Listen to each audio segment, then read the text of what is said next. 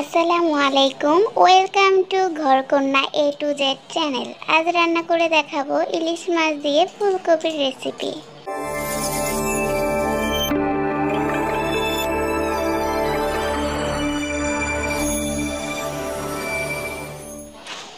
এখানে আমি ফুলকপি আর আলু কেটে নিয়েছি। এখন এগুলো ভালো করে ক্লিন করে ধুয়ে নেব। আমার ধুয়ে নেওয়া শেষ। এখন ইলিশ মাছগুলো ভালো করে ক্লিন করে নেব। দিয়ে দেব লবণ, হলুদের গুঁড়া, ভালো করে মাখিয়ে ফ্রাই প্যানে সয়াবিন তেল দিয়ে ইলিশ মাছগুলো ভেজে নেব।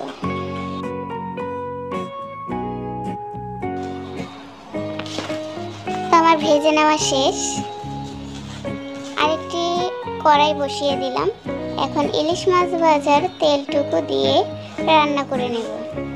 দিয়ে দিলাম পেঁয়াজ কুচি। 2-3 মিনিটের মতো একটু ভেজে নেব।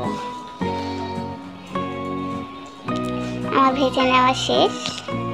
এখন দিয়ে দেব আদা রসুন বাটা, স্বাদ মতো লবণ, একটু মিক্স করে ধুয়ে রাখা ফুলকপিগুলো দিয়ে 10 মিনিটের মতো ভেজে নেব।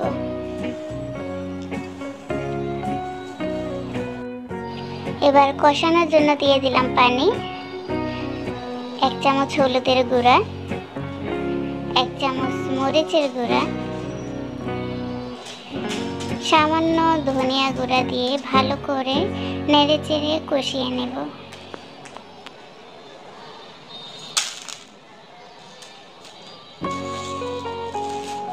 আমার কষানো শেষ।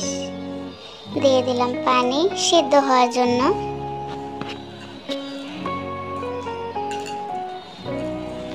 একটু নেড়ে মিশিয়ে ঢাকনা দিয়ে ঢেকে সিদ্ধ করে নেব।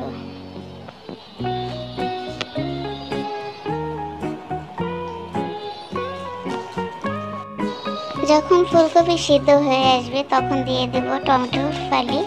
ঢাকনা দিয়ে ঢেকে রান্না করে নেব পুরোপুরি সিদ্ধ হওয়ার আগ পর্যন্ত। তো আমার সবকিছু ভালো করে সিদ্ধ হয়ে গেছে। এখন ধনিয়া পাতা কুচি দিয়ে ইলিশ মাছ ভাজাগুলো দিয়ে একটু নেড়ে চেড়ে মিক্স করে ঢাকনা দিয়ে ঢেকে রান্না করে নেব 5 মিনিটের মতো।